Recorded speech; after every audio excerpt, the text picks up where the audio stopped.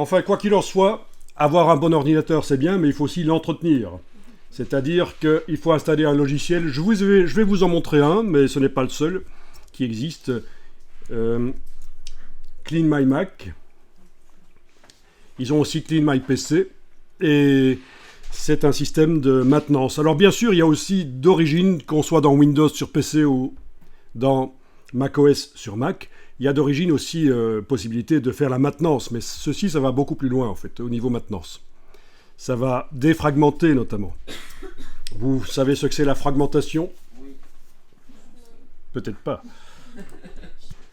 Voilà, ici, ce sont des utilitaires de défragmentation et le principe, c'est qu'en fait, quand vous enregistrez un fichier, surtout un gros fichier, quand vous l'enregistrez sur le disque dur, ceci vous montre le contenu du disque dur, en fait.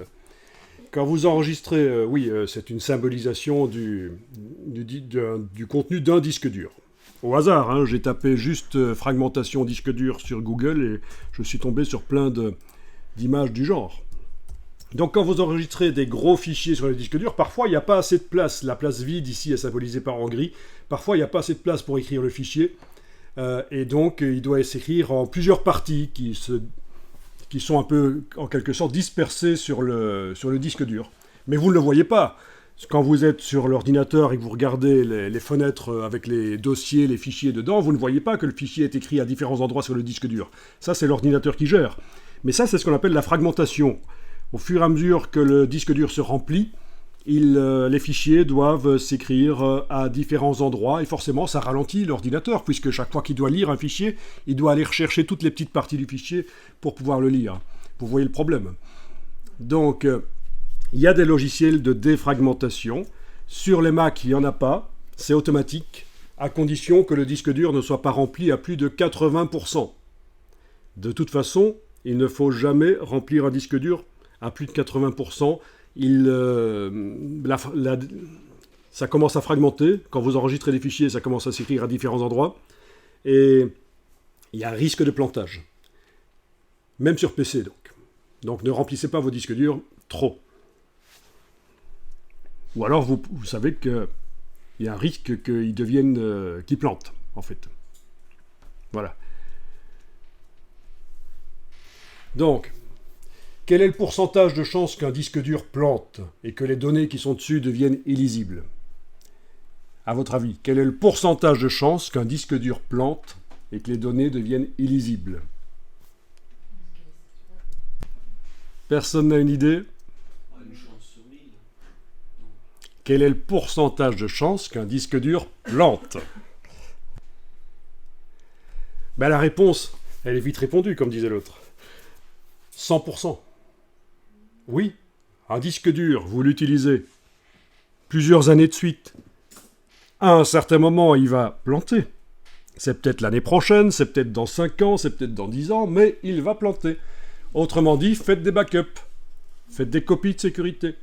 Ne vous fiez pas à un disque dur.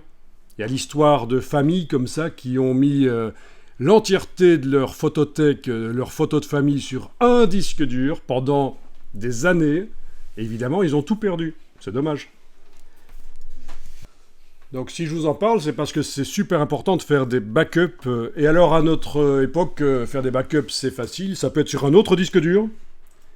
Ça peut être en ligne dans le cloud. Alors du cloud, il y en a même du gratuit. Vous avez 50 gigas de cloud gratuit à certains endroits. Donc il ne faut pas croire que le cloud, ça, il faut d'office payer. Regardez ici, j'ai tapé ceci. Et je tombe sur plein de posts qui parlent de ça. Voilà. Perdre un disque dur rempli de photos, c'était, comment est-ce qu'on dirait en français? Un torboyau, ça m'a tordu les boyaux. Gut-wrenching, c'est ça que ça veut dire. 4 choses que j'ai appris en pleurant. Oui, parce qu'il n'y a pas que les disques qui crachent, il y a aussi les vols, etc. Donc il y a plein d'histoires comme ça. Ce n'est pas permis à notre époque, surtout quand on est du cloud gratuit, de perdre ses ces photos. Voilà, j'ai perdu 10 ans de de photos, etc. Voilà. Mortalité d'histoire, faites des backups.